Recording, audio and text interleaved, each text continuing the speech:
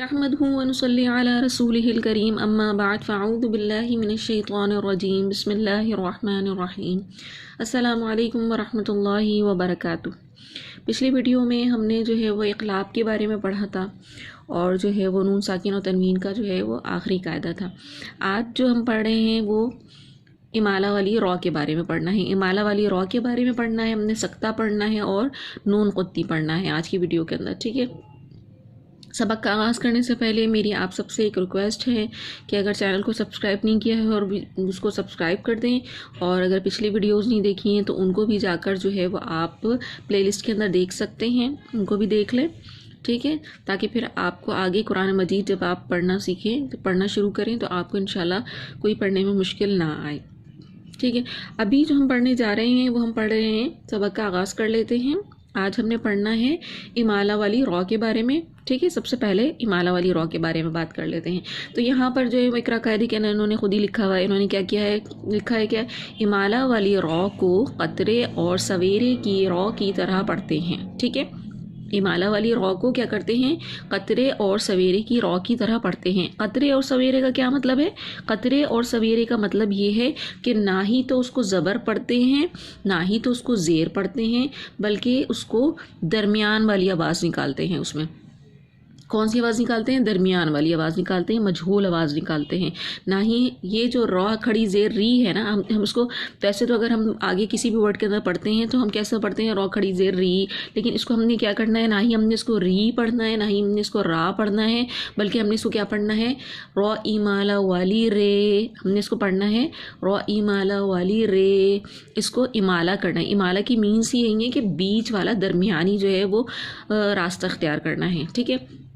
तो ये कौन सी रॉ फिर कहलाती है, फिर ये नॉर्मल रॉ नहीं रहती बल्कि इसको इमाला वाली रॉ कहते हैं, ठीक है। अच्छा, अब इसको इमाला वाली रॉ क्यों कहते हैं, उसको इस तरह से क्यों पढ़ा जाता है, तो ये बात मैं आपको बता दूं कि जैसा कि हमने कुरान मजीद जो हमने पढ़ा है, जो मैंने आपको जिस कुरान मजीद की तजवीज़ सिखाई है, तो आप जैसे कि जानते हैं ना कि 7 किरात हैं। तो हम जिस किरात से पढ़ रहे हैं तो ये किरात जो है ना, ये इमाम हफ्स रहमहुल्लाह की किरात है। तो वो जो किरात है उसमें जो उन्होंने कवायद जो हमें बताए हैं पढ़ने के तरीके, उसके अंदर उन्होंने ये जो एक वर्ड है ना, ये सूरह हूद के अंदर एक ही बार आता है पूरे कुरान के अंदर। तो इस रॉ को उन्होंने कहा है कि इस रॉ को जो है उन्होंने जो कायदा बताया है उसमें उन्होंने कहा है कि इस रॉ को क्या करेंगे, मजहूल पढ़ेंगे, ना ही इसमें ज़बर की आवाज़ आएगी ना ही ज़ेर की आवाज़ आएगी, बल्कि दरमियान की आवाज़ आएगी, ठीक है। तो हम जैसा कि क्योंकि हम क़िरात जो पढ़ रहे हैं वो इमाम हफ्स रहमहुल्लाह की क़िरात से हम कुरान पढ़ते हैं, वही तजवीद हम पढ़ रहे होते हैं, ठीक है। जो हमारी नॉर्मल क़िरात है जो आप देखते हैं अक्सर उलमा पढ़ते हैं, इसके अलावा भी आपने सुनी होगी ना, बहुत ज़्यादा अलग अलग तरह की क़िरात होती हैं, तो वो अलग होती हैं। ये जो हमारी क़िरात है ना, ये इमाम हफ्स रहमहुल्लाह की। तो इसके अंदर जो ये कायदा है वो ये वाला कायदा है मजरे हा के अंदर, ठीक है। कि रॉ को हमने क्या करना है, ना ही ज़बर की आवाज़ निकालनी है ना ज़ेर की आवाज़ निकालनी है, इसमें हमने दरमियान वाली आवाज़ निकालनी है। कैसे पढ़ना है हमने इसको, मीम आऊज़ु बिल्लाहि मिनश्शैतानिर रजीम बिस्मिल्लाहिर रहमानिर रहीम, मीम जीम ज़बर मज, ठीक है।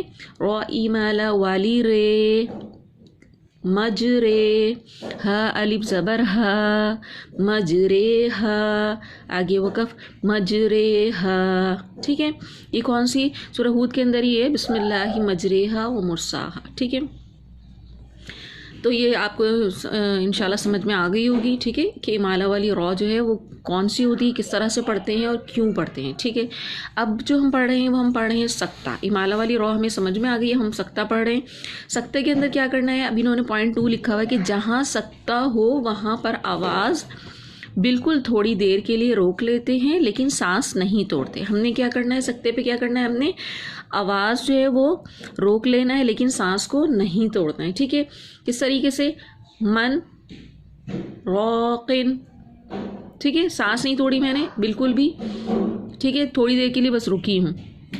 मन रॉक, इस तरीके से वक्त में करेंगे। बल रौन, आगे वक़फ़ बल रॉन। हिज्जे तो आपको यकीन करना हो गया होंगे, बहुत इजी वर्ड्स हैं, बहुत आसान इनकी हिज्जो है, ठीक है। इसलिए मैं बग़ैर हिज्जो के अभी बता रही हूँ आपको सारी चीज़ें। अब ये एंड चल रहा है, थोड़ी चीज़ें हैं, बहुत आसान है, इंशाल्लाह आपको आराम से समझ में आ जाएंगी। सक्ते के अंदर हमें क्या करना होता है, हमें सांस नहीं तोड़नी होती है, बस थोड़ी देर के लिए रुकना होता है और फिर वहीं से उसको शुरू कर देना होता है। जैसे मिम मरक़दिना हाज़ा मिन मरक़दिना हाज़ा। ठीक है, इस तरीके से हमने पढ़ना है, सांस को नहीं तोड़ना है। और क्या करना है, 2 मिनट के लिए एक सेकंड के लिए रुकना है, 2 सेकंड के लिए, और फिर क्या करना है, अगले वर्ड को पढ़ देना है थोड़ी देर के लिए खामोशी करके। इमाला वाली रॉ आपको समझ में आ गई कि इमाली वाली रॉ को कैसे पढ़ना है। ना ज़बर की आवाज़ निकालनी है, ना ज़ेर की आवाज़ निकालनी है, बल्कि दरमियानी आवाज़ निकालनी है, मजहूल आवाज़ निकालनी है। रे, रॉ इमाला वाली रे। इसी तरीके से हमने सख्ते में क्या करना है, हमने सांस को बिल्कुल भी नहीं तोड़ना है और थोड़ी देर के लिए क्या करना है, रुक जाना है वहाँ पर। तो क्या होगा, हमारा सख्ता अदा हो जाएगा।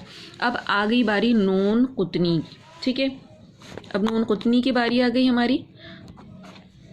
नून कुतनी के अंदर इन्होंने कायदा दिया हुआ है कि दर्ज झेल मिसालों में जो छोटा सा नून है इसे नून कुतनी कहते हैं।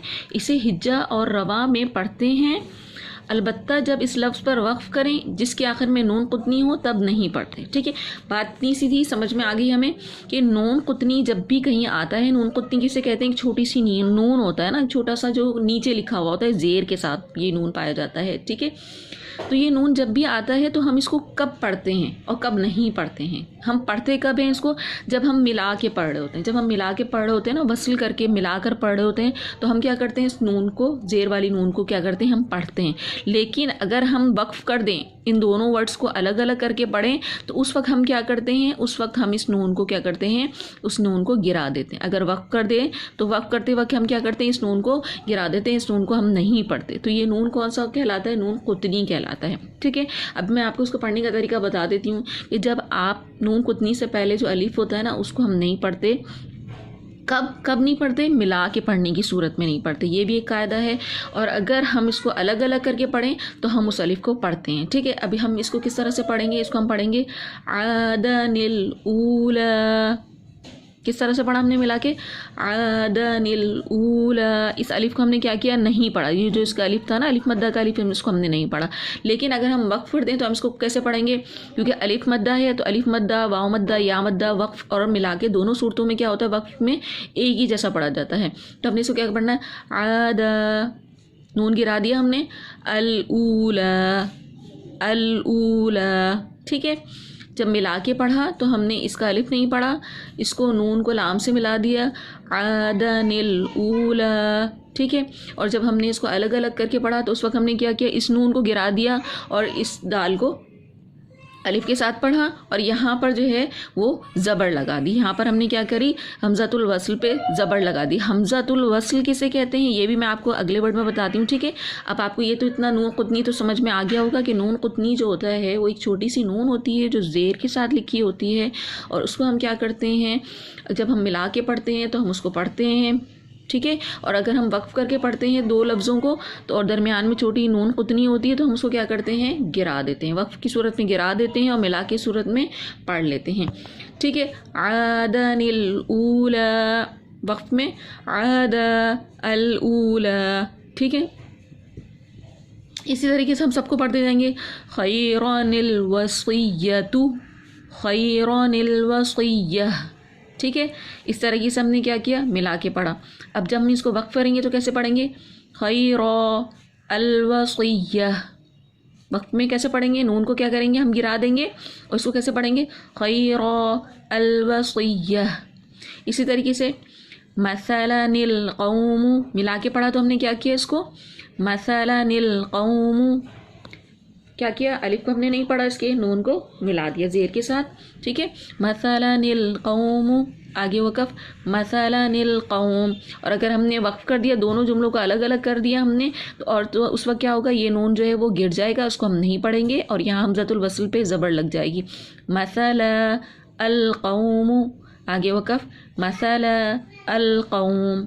ठीक है, समझ में आ रही होगी आपको यकीनन, बहुत आसान है, इतना कोई मुश्किल नहीं है। हमज़तुल वस्ल का मैं आपको बताऊंगी दोबारा से कि ज़बर हमने कैसे लगाई। ठीक है, ज़बर हम कैसे लगा रहे हैं, लुमज़तिनिल्लज़ी, जब मिला के पढ़ा तो नून को हमने मिला के पढ़ लिया, तो हमने नून को पढ़ा। जब हम अगर वक्फ़ कर देंगे तो हम कैसे पढ़ेंगे, लुमज़ह अल्लज़ी, लुमज़ह अल्लज़ी। और जब मिला के पढ़ा था तो कैसे पढ़ा था, लुमज़तिनिल्लज़ी आगे वक़फ़ लुमज़तिनिल्लज़ी, ठीक है।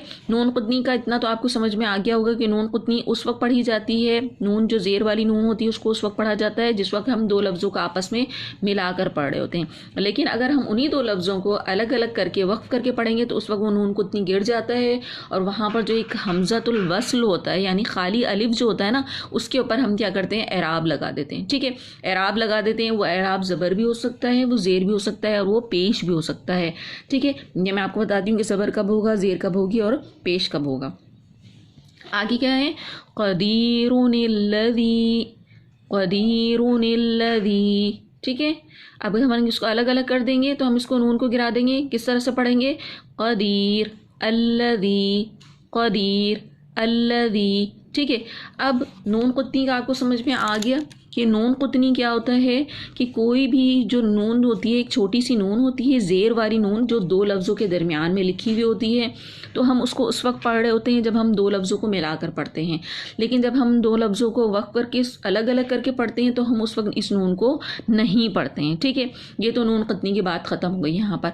अब हमज़तुल वस्ल के बारे में आपको बता दूं कि वो हमज़तुल वस्ल जो खाली अलिफ होता है और हम उसको क्या करते हैं, वक्फ़ की सूरत में उसके ऊपर हम एराब देते हैं। वक्फ़ की सूरत में हम क्या करते हैं, उसको एराब देते हैं। तो हम उसको कैसा एराब देंगे, हमें कैसे पता चलेगा कि इस पर हमने कौन सा एराब देना है, ज़बर देना है, ज़ेर देना है या पेश देना है, ठीक है। तो इसके बारे में आपको बता दूँ। अब आपने यहाँ पर पढ़ा था आदा अल ऊला, तो आपको कैसे पता चला कि यहाँ पे अल ऊला ही पढ़ना था, इल ऊला नहीं पढ़ना था या उल ऊला नहीं पढ़ना था, यहाँ पे अल ऊला क्यों पढ़ना था? तो इसका ये एक कायदा है कि जब भी हमज़तुल वस्ल, जब हम दो लफ्ज़ों को अलग करते हैं तो जो दूसरा लफ्ज़ होता है वो उसकी शुरुआत अगर अलिफ लाम से हो, अगर उसकी शुरुआत किससे हो, अलिफ लाम से हो, तो उस पर क्या होगा, हमेशा हमज़तुल वस्ल पे ज़बर आएगा। अगर शुरुआत अलिफ लाम से हो तो उस पर क्या आएगा, हमज़तुल वस्ल पे ज़बर आएगा। अब जैसे यहाँ पर अल ऊला, हमज़ा लाम से शुरुआत हुई तो हमने क्या किया, ज़बर लगा दिया। अब यहाँ पर हमज़तुल वस्ल था, इस पे हमने कौन सा हरकत लगानी है, इसको देखने के लिए हमने क्या किया, इसकी शुरू के इस लफ्ज़ के पूरे पहले वर्ड को देखा, हमने पहले और दूसरे वर्ड को देखा कि वो क्या हैं, वो कौन से हैं, ठीक है। वो कौन से हैं, वो अलिफ लाम है, तो इसमें हमने क्या किया, आंखें बंद करके क्या किया, ज़बर लगा दिया, आंखें बंद करके ज़बर लगा दिया, अल वस्क़िय्या। इसी तरीके से हमने इसमें भी देखा कि इसमें हमने कौन सा एराब लगाना है, हमज़तुल वस्ल है, खाली अलिफ है। जब हमने इसको अलहदा करके पढ़ा तो हमने इस पर कौन सा एराब लगाया, ज़बर लगा दिया। क्यों? क्योंकि ये किससे शुरू हो रहा है, अलिफ लाम से शुरू हो रहा है। यहाँ पर ये भी अलिफ लाम से शुरू हो रहा है, यहाँ पर ये भी अलिफ लाम से शुरू हो रहा है, इसलिए आपने इसको अल्लज़ी कर दिया, इसको आपने अल्लज़ी कर दिया, ठीक है। अब अगर सवाल पैदा होता है कि अलिफ लाम से शुरू हुआ तो हमने तो ज़बर लगा दी, लेकिन ज़ेर भी लगता है, बहुत सारे वर्ड्स जब अकेले पढ़े जाते हैं उनमें ज़ेर भी लगता है, उनमें पेश भी लगता है। तो हमने क्या करना होता है, हमने कायदा ये होता है कि हमने जो है ना तीसरा वर्ड देखना होता है, ठीक है। ये तो अलिफ लाम है, ये तो अलिफ लाम की मिसाल है ना, हमने उसके अंदर क्या करना होता है, तीसरा वर्ड देखना होता है और उस तीसरे वर्ड को देखकर जो है वो हमने जो है वो एराब लगाना होता है। तो अगर तीसरे वर्ड के ऊपर ज़ेर हो, अगर तीसरे वर्ड पे क्या हो, ज़ेर हो या ज़बर हो, ज़ेर हो या ज़बर हो, तो फिर क्या करते हैं हम, ज़बर हो तो हमज़तुल वस्ल के ऊपर हम क्या लगाते हैं, हमज़तुल, इसको लिख लें आप, इसको आप लिख लें और फिर याद कर लें तो इसको आप आसानी से पढ़ लेंगे, ठीक है। हमज़तुल वस्ल पे हम क्या लगाते हैं, फिर उस वक्त जिस वक्त तीसरे वर्ड पे ज़ेर हो या ज़बर हो तो हमज़तुल वस्ल को क्या करते हैं, हम हमेशा ज़ेर पढ़ते हैं। हमज़तुल वस्ल पे हमेशा क्या पढ़ते हैं, ज़ेर पढ़ते हैं। हमज़तुल वस्ल कौन सा ज़ेर वो होता है, हमज़ा होता है जो खाली हमज़ा होता है, खाली हमज़ा जो होता है वो हमज़तुल वस्ल कहलाता है। खाली अलिफ जो होता है ना, खाली अलिफ या खाली अलिफ को तो हम हमज़ा ही जब अलिफ बोलते हैं, लेकिन अगर उसके ऊपर कोई एराब आ जाए तो वो क्या बन जाता है, हमज़ा बन जाता है, ठीक है। तो खाली अलिफ, ठीक है। जब भी तीसरा वर्ड जो होगा वो क्या होगा, ज़ेर होगा या ज़बर होगा, हमज़तुल वस्ल के बाद वाला, ठीक है। तीसरा वर्ड क्या होगा, ज़ेर होगा या ज़बर होगा, तो हमज़तुल वस्ल को क्या करेंगे, ज़ेर दे देंगे, ठीक है, ज़ेर दे देंगे, ठीक है। और अगर तीसरा वर्ड क्या होगा, तीसरा हर्फ लिख दूँ मैं यहाँ पर, तीसरा हर्फ क्या होगा, ज़ेर हो या ज़बर हो तो हमज़तुल वस्ल क्या होगा, उसको ज़ेर दे देंगे। और अगर तीसरा हर्फ जो है वो पेश होगा तो हम क्या करेंगे, पेश होगा तो उसको पेश दे देंगे, ठीक है। बस इतना सा आसान है। पेश दे देंगे। बस ये एक कायदा, ये 3 कायदे हैं हमज़तुल वस्ल के, कि जब भी कोई अकेला वर्ड हो और उसमें उससे पहले जो है वो खाली अलिफ हो और हमने उसको अकेला ही पढ़ना हो, तो हमने सोचना है कि इसके ऊपर हमने क्या लगाना है, ज़बर लगानी है, ज़ेर लगानी है, पेश लगानी है। तो हमने सबसे पहले तो देख लेना है कि वो अलिफ लाम से तो शुरू नहीं हो रहा। अगर वो अलिफ लाम से शुरू हो रहा है तो हमने क्या कर देना है, उसके ऊपर ज़बर लगा देनी है आंखें बंद करके, ठीक है। उसके बाद हमने क्या करना है, अगर अलिफ लाम से वो शुरू नहीं हो रहा तो हमने क्या करना है, उसके लिए हमने उसके तीसरे वर्ड को देखना है, तीसरे वर्ड को देखना है और हमने तीसरे वर्ड को देख के उसके ऊपर एराब लगानी है। अब देखें, अब इसकी मैं आपको एक मिसाल दे देती हूँ। इसकी मिसाल मैं आपको इस तरह से दे दूँ कि जैसा कि हम पढ़ते हैं इत्तख़ज़ा, ठीक है, इत्तख़ज़ा हम पढ़ते हैं ना, इत्तख़ज़ा वर्ड पढ़ते हैं।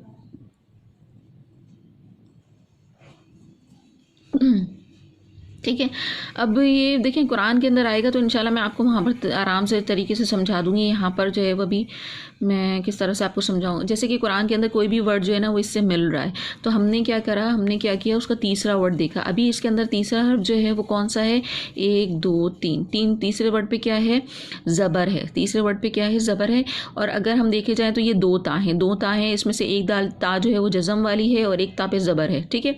फिर भी तीसरा वर्ड जो है वो ज़बर है, तो हमने क्या किया, ज़बर या ज़ेर आने की सूरत में हमने क्या किया, इस हमज़तुल वस्ल के नीचे क्या किया, हमने ज़ेर लगा दी, ठीक है। इसी तरीके से आता है उक़्तुलू, अविक़्तुलू, इस तरह से आता है ना, अविक़्तुलू, अविक़्तुलू आता है कुरान के अंदर, एक वर्ड आता है तो उस वक्त हमज़ा जो होता है ना वो खाली होता है, तो हमने उक़्तुलू उसको उस वक्त करते हैं जब हम उसको अलग करके वक्फ करके पढ़ रहे होते हैं, तो हम उसको क्या पढ़ते हैं, उक़्तुलू पढ़ते हैं। क्यों, क्योंकि इसका तीसरा वर्ड जो है ना 1 2 3, तीसरा वर्ड जो है उसके ऊपर क्या है, पेश है, तीसरे वर्ड पर क्या है, पेश है, ठीक है। इसकी मिसाल जब आप कुरान पढ़ेंगे तो इंशाल्लाह आपको आसानी से समझ में आ जाएगी कि हमज़तुल वस्ल जो होता है ना, जो खाली अलिफ होता है, उसके ऊपर एराब किस तरह से दिया जाता है। उसके ऊपर एराब इस तरह से दिया जाता है कि जब भी अगर वर्ड अलिफ लाम से शुरू हो रहा है तो उसके ऊपर हम आराम से ज़बर लगा देते हैं। लेकिन अगर अलिफ लाम से शुरू नहीं हो रहा और खाली अलिफ है और हमें समझ नहीं आ रहा कि हमने उस पर कौन सा एराब लगाना है, तो हमने उसका तीसरा वर्ड देखना होता है। तीसरे वर्ड पे अगर ज़बर हो या ज़ेर हो तो हम क्या करते हैं, उसको ज़ेर दे देते हैं, और अगर उस पर तीसरे वर्ड पे क्या हो, पेश हो, तो हम उसको क्या कर देते हैं, पेश दे देते हैं, ठीक है। ये जो है वो हमज़तुल वस्ल का कायदा है और नून क़ुतनी का कायदा है, ठीक है। ये तो आपको समझ में आ गई होगी। अब जो है वो आखिरी ये थोड़े से कायदे रह गए हैं जिनको मैं कह रही हूँ कि थोड़ा सा अगर आप पढ़ लेते हैं, रवाई हम इसको पढ़ लेते हैं, ठीक है। तो इसमें एक कायदा इन्होंने कहा है कि अगर मुशद्दद हर्फ से पहले साकिन हर्फ हो तो आम तौर पर साकिन हर्फ को नहीं पढ़ते, ना हिज्जा में और ना रवा में, ठीक है। अब जैसे कि मुशद्दद हर्फ से पहले साकिन हर्फ है तो जाहिर सी बात है ये रॉ जो है वो इस बा से मिल रही है, क्योंकि मुशद्दद हुर्फ को हम कैसे पढ़ते हैं, 2 मरतबा पढ़ते हैं। किस तरह से, एक मरतबा अपने से पहले हुर्फ की हरकत से मिलाकर, दूसरा अपनी हरकत के मुताबिक, ठीक है। मैंने आपको बताया था ना कि तशदीद 3 दंदानों की शक्ल को क्या कहते हैं, तशदीद कहते हैं। जिस हुर्फ पर तशदीद हो उसको क्या कहते हैं, मुशद्दद हुर्फ कहते हैं। मुशद्दद हुर्फ को कैसे पढ़ते हैं, अपने से पहले हुर्फ की हरकत से मिलाकर पढ़ते हैं। अब इससे पहले जो हुर्फ है उसके ऊपर हरकत कुछ नहीं है, वो तो साकिन है। उससे पहले क्या है, रॉ है जो मुतहर्रिक है, ज़ेर है उसके ऊपर, तो हमने इसको क्या करना है, इससे मिलाना है। ये तो इसलिए हमने इसको पढ़ना नहीं है, तो इसलिए जब हम इसको रवा पढ़ेंगे या हिज्जा पढ़ेंगे तो इस बा को हम नहीं पढ़ेंगे। क्यों, क्योंकि मुशद्दद से पहले अगर कोई भी हर्फ जज़म होगा तो उसको नहीं पढ़ा जाएगा। बस इतना सा ही कायदा है। इसको हम किस तरह से पढ़ेंगे, इज़रिब बिअसाक, मैं पूरा इसको पढ़ी थी जो आयत है ना, इज़रिब बिअसाकल हजर, कि मार तू अपनी लाठी को पत्थर पर। हज़रत मूसा अलैहिस्सलाम से अल्लाह ताला ने कहा था इज़रिब बिअसाक, आगे वक़फ़ बिअसाक, आगे वक़फ़ इज़रिब बिअसाक, ठीक है। इस तरह से हम पढ़ेंगे। इसको हम ऐसे ही रवा पढ़ लेते हैं, ये दाल नहीं पढ़ेंगे। क़द दख़लू, अच्छा मुशद्दद वाली जो होगी उस पर क़लक़ला तो होगा नहीं, ठीक है। जज़म जब भी हुर्फ़ क़लक़ला साकिन होते हैं उस वक्त उनकी आवाज़ वापस पलट कर आती है, अगर वो मुतहर्रिक होते हैं तो उनकी आवाज़ पलट कर नहीं आती, ठीक है। क़द दख़लू, आगे वक़फ़ क़द दख़लू, इज़ ज़हब, आगे वक़फ़ इज़ ज़हब, वज़कुर रब्बक, वज़कुर रब्बक, यजअल लहू अव्वज़नूहुम युदरिक्कुम युदरिकुम फला युसरिफ फिल क़त्ल फला युसरिफ फिल क़त्ल। ठीक है, फ़ा को इस वाली हमने नहीं पढ़ा क्योंकि इसके बाद क्या है, तशदीद है। महत्तु दाल को नहीं पढ़ा क्योंकि तशदीद से पहले क्या है, जज़म है, इसको हम नहीं पढ़ेंगे। महत्तु आगे वक़फ़ महत। वजदतुम जीम को डायरेक्ट किया गया, ता से मिला दिया, दाल हमने नहीं पढ़ी। वजदतुम आगे वक़फ़ वजदतुम। क़ालत ताइफ़तुन ता को नहीं पढ़ा, डायरेक्ट तो से मिला दिया। क़ालत ताइफ़ा। ठीक है, इज़ ज़लमू आगे वक़फ़ इज़ ज़लमू दाल को नहीं पढ़ा, डायरेक्ट ज़ से मिला दिया। इज़ ज़लमतुम। ठीक है, दाल को नहीं पढ़ा हमने, डायरेक्ट ज़ से मिला दिया। इरकम माना मीम मुशद्दद है, गुन्ना किया हमने, बा से नहीं मिलाया। क्यों? क्योंकि मीम मुशद्दद हमेशा अपने से पहले मुतहर्रिक हुर्फ से मिलता है, तो इसलिए हमने बा यहाँ पर नहीं पढ़ी। इरकम माना आगे वक़फ़ इरकम माना। अलम नखलुक्कुम क़ाफ मोटी थी लेकिन नहीं पढ़ सकते। क्यों? क्योंकि इसके बाद मुशद्दद है, मुशद्दद को अपने से पहले मुतहर्रिक रूप से मिला के पढ़ा जाता है, इसलिए यहाँ पे क़ाफ को नहीं पढ़ा। अलम नखलुक्कुम मिल्लदुन्हु आगे वक़फ़ मिल्लदुन। ठीक है, नून को नहीं पढ़ा, डायरेक्ट लाम मीम को लाम से मिला दिया। मैं रब्बिका आगे वक़फ़ मैं रब्बिक। नून को नहीं पढ़ा, डायरेक्ट मीम को रॉ से मिला दिया। क़ुर रब्बी आगे वक़फ़ क़ुर्रब। ठीक है, जब वक़्फ़ किया तो क्या किया, कलकला कर दिया। जब साकिन हुआ हुर्फ़ कलकला तो उस वक्त हमने क्या किया, उसको उसकी आवाज़ को कलकला करके पढ़ा। ठीक है, तो आज का जो हमारा सबक था वो यही था। हमने माला वाली रॉ पढ़ी जिसको ना हमने ज़ेर की आवाज़ निकालनी है ना ज़बर की आवाज़ निकालनी है, बल्कि दरमियानी आवाज़ निकालनी है। मजहूल पढ़ना है, रॉ माला वाली रे। ठीक है, इस तरह से पढ़ना है। फिर हमने सक्ता पढ़ा। सक्ता किस तरह से पढ़ते हैं, सक्ता पढ़ते हैं कि हम कोई भी जब बीच में सक्ता आता है तो हम सांस को नहीं तोड़ते हैं, सांस को तोड़े बग़ैर थोड़ी देर के लिए रुकते हैं और फिर वर्ड को जारी कर देते हैं। ठीक है, ये हो गया हमारा सक्ता। फिर हमने नून कुतनी पढ़ा। नून कुतनी के अंदर क्या करते हैं कि जब मिला के पढ़ते हैं तो नून कुतनी को पढ़ते हैं, और जब वक़्फ़ करके पढ़ते हैं तो नून कुतनी को क्या करते हैं, हम गिरा देते हैं, नहीं पढ़ते हैं। और हमज़तुल वस्ल को हम कैसे पढ़ते हैं, हमज़तुल वस्ल जो खाली अलिफ होता है, हमज़तुल वस्ल किसको बोलते हैं, हमने यहाँ पे लिखा था ना खाली अलिफ को बोलते हैं। हमज़तुल वस्ल पे एराब कैसे देते हैं, अगर अलिफ लाम से वर्ड शुरू हो रहा होता है तो उस पर ज़बर दे देते हैं। अगर वर्ड जो है वो उसका तीसरा हर्फ जो है वो ज़ेर या ज़बर होता है तो उसको क्या कर देते हैं, ज़ेर दे देते हैं। अगर तीसरा हर्फ जो होता है वो पेश होता है तो उसको क्या कर देते हैं, पेश दे देते हैं। ये हो गया हमज़तुल वस्ल का कायदा। इसके अलावा जब भी मा मुशद्दद से पहले मुशद्दद हर्फ से पहले कोई साकिन हर्फ होता है तो हम क्या करते हैं, उस साकिन हर्फ को जो है वो नहीं पढ़ते हैं, बल्कि उससे पहले जो मुतहर्रिक हुर्फ होता है उसको मुशद्दद हुर्फ से मिलाकर पढ़ते हैं। ठीक है, तो आज का तो ये हमारा सबक था। इंशाल्लाह बहुत थोड़ा रह गया है हमारा कायदा, बहुत सिंपल सी चीज़ें रह गई हैं जो कि इतनी कोई मुश्किल नहीं है, बहुत आसान है। तो वो हमारी जो है वो अब रह गई हैं, तो इंशाल्लाह वो कंप्लीट जैसे ही हो जाती हैं तो फिर हम अपना कुरान भी जो है वो तजवीद के साथ इंशाल्लाह स्टार्ट कर देंगे। ठीक है, तो सबक जो है वो आज का इतना ही है। अगर आपको समझ में आई है अच्छी तरीके से तो मुझे कमेंट करके बताएं कि आपको जो है वो समझ में आई है। ठीक है, और वीडियो को लाइक लाजमी करें। ठीक है, और अगर पिछली वीडियोस नहीं देखी हैं तो आप प्लेलिस्ट के अंदर जाएं और जाके पिछली वीडियोस भी देख लें। अल्हम्दुलिल्लाह आपको बहुत आसानी के साथ जो है वो तजवीद समझ में आ जाएगी। मैंने इंतहाई आसान अल्फाज में जो है वो पढ़ाने की कोशिश की है। ठीक है, जज़ाकल्लाहु खैरुम मिनद दुनिया वल आखिरह। तो मिलते हैं नेक्स्ट वीडियो के अंदर, जब तक के लिए अल्लाह हाफ़िज़।